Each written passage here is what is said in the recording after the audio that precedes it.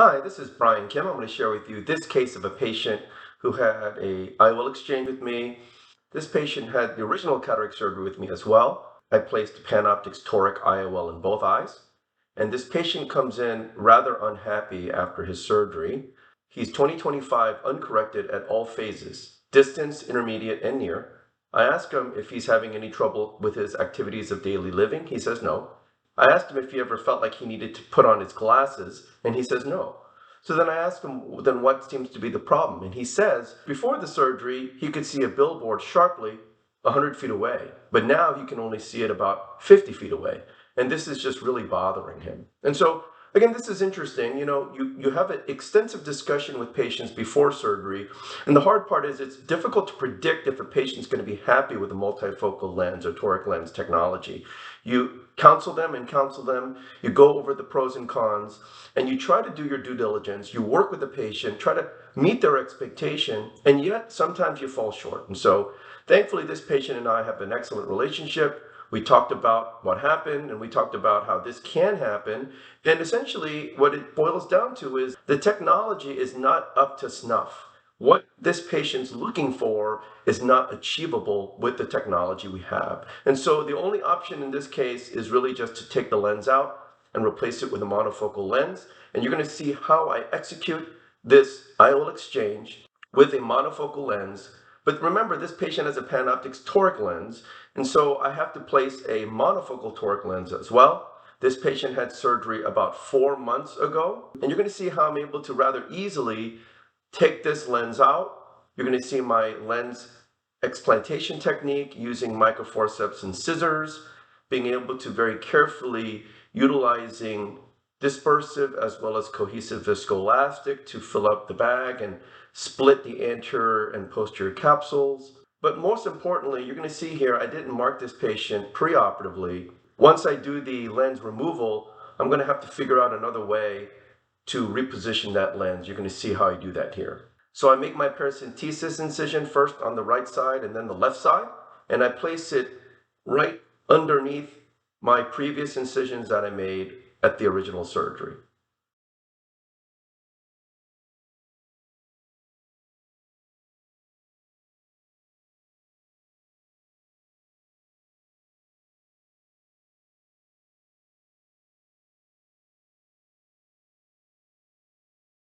This is intracameral epinephrine.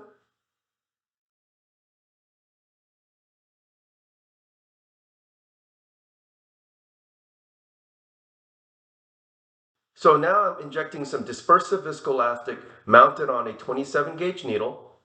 I'm just filling the anterior chamber with the viscoelastic just to give myself some support.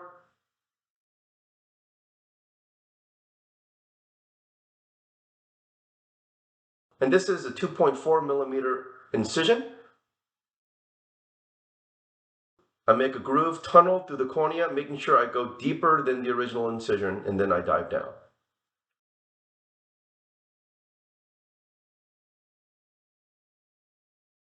With this same 27 gauge needle with dispersive viscoelastic, I go bevel down, get underneath the rexus edge, and gently, with a little bit of a sweeping maneuver, just teasing it up, and then I'm pushing the viscoelastic. I'm turning the bevel so that it gets underneath the rexus edge to help create that visco separation.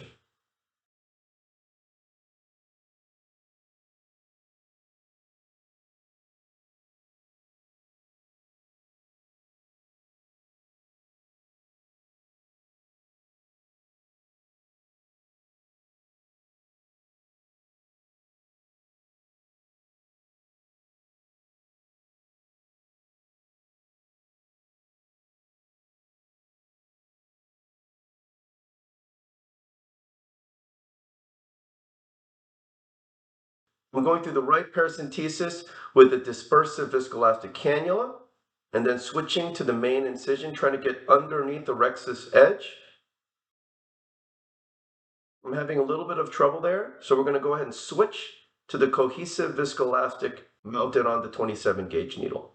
With cohesive viscoelastic, I get underneath the rexus edge, bevel down,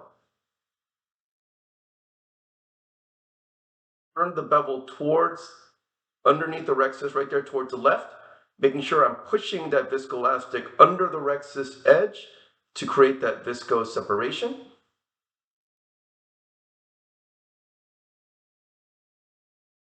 Then I'm switching to the dispersive viscoelastic cannula, getting underneath the rexus edge.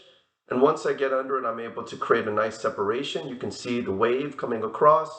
And then I'm sweeping side to side, and pushing viscoelastic gently as I go. You don't want to be too aggressive. You're just sweeping and visco dissecting at the same time. Getting under the rexus edge, sweeping, and you're starting from that point where I've already created separation. And from that point, I'm sweeping on the right side now and pushing viscoelastic at the same time.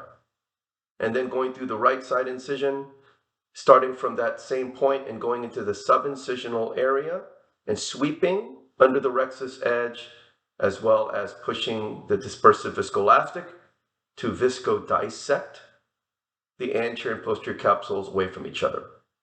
Again, this patient's 4 months out. In my experience, this is essentially like a routine exchange. There shouldn't be a lot of difficulty, especially when I know that I did the surgery and I did a meticulous job of cleaning the bag and the lens epithelial cells and all of the cortex. Sometimes I'll get patients who come in from other practices and, the bag is full of a bunch of stuff.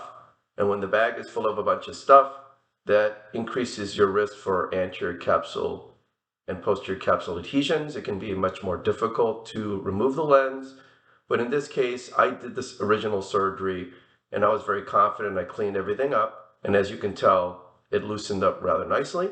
And now I have separated, visco separated, as well as mechanically sweeping with the cannula the rexus off the lens optic 360 degrees, but also pushing that viscoelastic beyond the optic into the periphery, separating the anterior and posterior capsules, as well as pushing further into it. And ultimately, you want to visco separate the anterior posterior capsules into the capsule fornix. So here I switched to the cohesive viscoelastic now on the cannula, and I'm sweeping even further into the capsule fornix here. And so remember, cohesive provides a lot more space occupying ability because it tends to ball up. And so I'm pushing into the capsule fornix. You can see how loose the lens is now. And I go underneath the optic, push a dollop of viscoelastic there. Because I know it's going to ball up, I know it's going to stay where it is, and it's going to push the posterior capsule back. I want to create that space occupying OVD that keeps the posterior capsule away from the lens. So using a Sinskey hook, I'm going to very gently see how loose this is. And so as I lift it up, you can see that haptic on the left side, it just kind of bends down and it prolapses up into the anterior chamber rather easily here. No significant fibrosis between the lens and the bag. Pulling the optic up and then grabbing the haptic. It's a little bit hung up, but then as I pull on it a little bit more, it loosens up. And I'm able to pop the right side haptic up into the anterior chamber as well. So now the optic and both haptics are in the anterior chamber. Now this is going to be the explantation technique. Remember, the scissors can act like a forceps.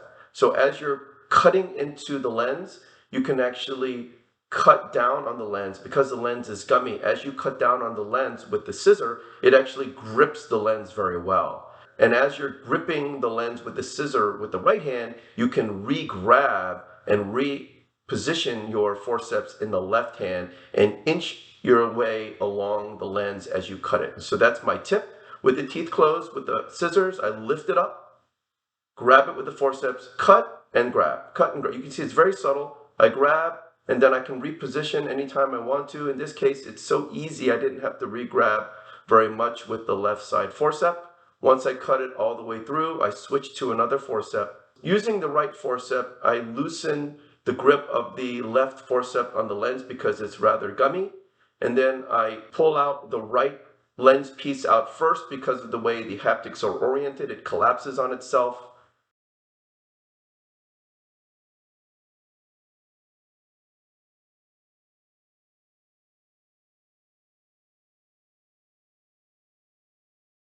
I pull it out rather easily, and then I rotate the left side piece, grabbing the contra-incisional side, rotating it 180 degrees, and then pulling it out. The reason I did that is because of the orientation of the haptic. You want the haptic to be able to fold on itself, and as you saw very carefully, protecting the cornea as the lens is pulled out.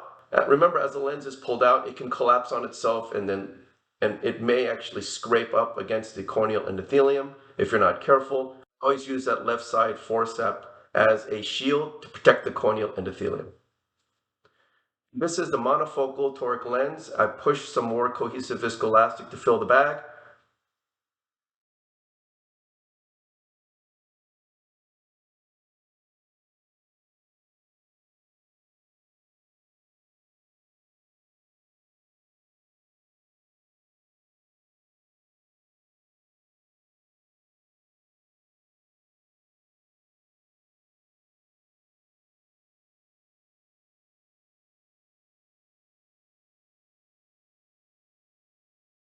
Underneath the lens, removing all the viscoelastic from within the bag. Remember, I have dispersive viscoelastic as well as cohesive viscoelastic in the bag because of the way I visco dissect the capsular bag open. And so you just have to spend a little bit extra time cleaning up the bag. Switch to polish mode, polishing underneath the rexus edge. Then I'll have to reposition the lens. I have a general idea of where the lens needs to be positioned, but again, I didn't mark the patient ahead of time.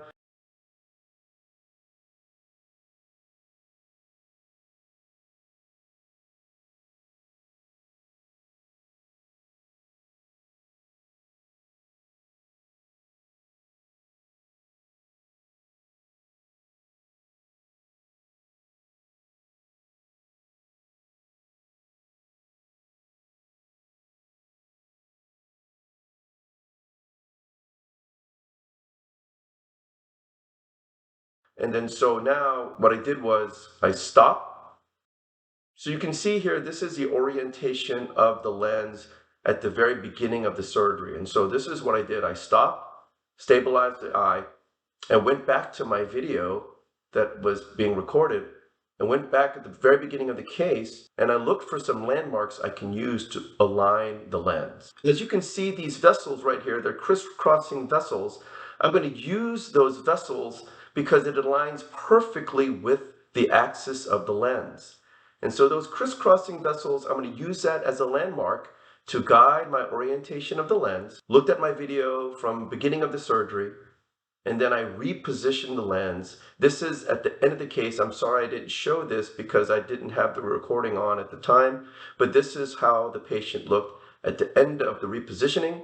I made sure I oriented and aligned the axis of the lens with those vessels, those crisscrossing vessels. It almost looks like an arrow, those two vessels coming together.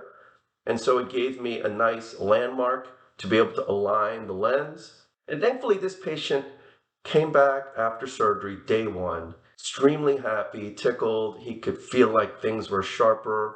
He felt like he could see distance further away, sharper. Again, this patient didn't have any significant visual difficulty, but he was perseverating on the fact that he could see the sharpness better before the surgery, and he really just couldn't get past that.